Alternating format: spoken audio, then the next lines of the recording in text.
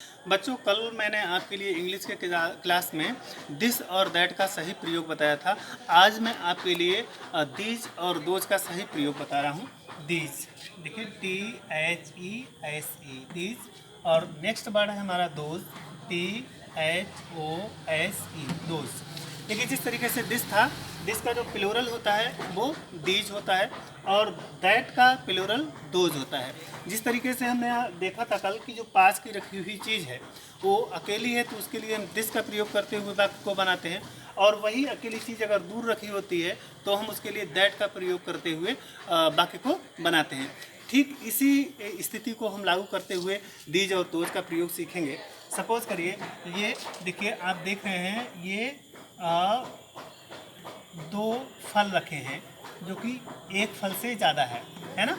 ये 2 फ्रूट्स हैं, तो इनके लिए ये पास में रखे हुए हैं, इनके लिए हम लिखेंगे, यहाँ पे खाली जगह छोड़ते हैं, आर फ्रूट्स। फ्रूट्स। अब इधर देखिए,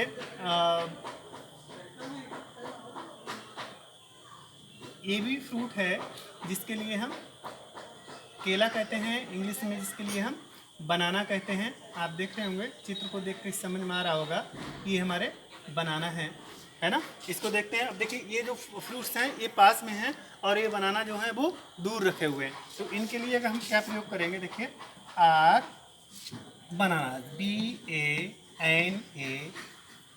BANANAS, बनाना।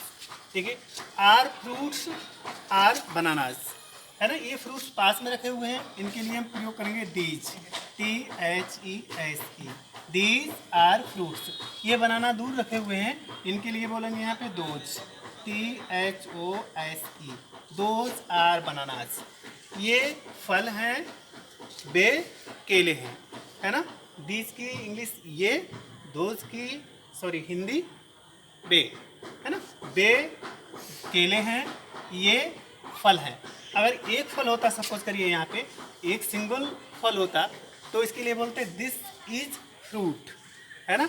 और सिंगल बनाना होता तो इसके लिए बोलते दैट इज बनाना, है ना। अब प्लूरल हो गया, इसलिए दोज का प्रयोग हुआ है यहाँ पे और यहाँ पे दीज का प्रयोग हुआ है। कहने का मतलब है, सिंगल के लिए जैसे हम दिस प्रयोग करते थे वैसे ही प्लूरल के लिए दोज का प्रयोग करेंगे, और सिंगल नंबर के लिए, सिंगुलर नंबर के लिए हम जैसा कि प्रयोग करते थे दैट का, वहाँ पे हम दोज का प्रयोग करेंगे। पुनः आप समझेंगे कि दिस का प्लूरल है हमारा, दिस का प्लूरल है दीज, THESE, दीज। और दैट का प्लूरल है दोज, THOSE, दोज। कहने का मतलब है, अगर एक से अधिक वस्तुएं हैं, एक से अधिक चीज़ें हैं, प्लूरल हैं और पास में रखी हैं, तो उनको बोलने के लिए हम दीज का प्रयोग करके वाक्य बनाएंगे।